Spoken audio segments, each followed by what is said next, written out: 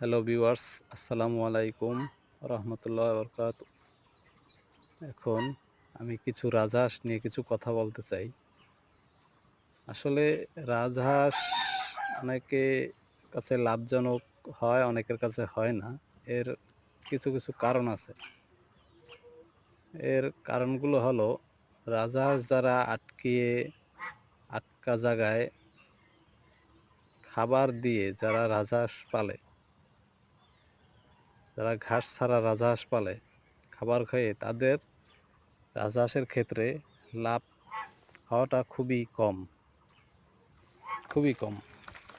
তারা অতটা লাভ করতে পারে না। কিন্তু রাজহাঁস যারা খোলা মাঠে ছেড়ে দিয়ে পালতে পারবে, যাদের বাড়ির পাশে ঘাস আছে, পতিত জমি আছে, ধান ক্ষেত বা বিভিন্ন মাঠ টাট আছে, ওখানে দেখা যায় রাজহাঁস ঘাস খেয়ে অনেক সময় কাটাতে পারে। এক্ষেত্রে রাজহাঁসের খাবার খরচ কম লাগে, রাজহাঁসের পুরোই খাবার কম লাগে। এই রাজহাঁস থেকে লাভ করার উপায়, ঘাসের জমি থাকতে হবে, ঘাস থাকতে হবে। এই তারাই রাজহাঁস পালতে পারবে এবং রাজহাঁসের চিকিৎসা ব্যবস্থাও ভালো রাখতে হবে।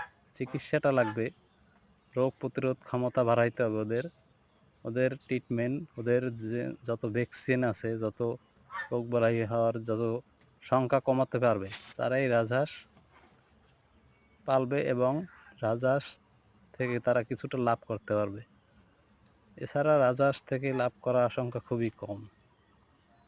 এই রাজহাঁস আটকিয়ে খাবার খাইয়ে লাভজনক হওয়াটা খুবই কম।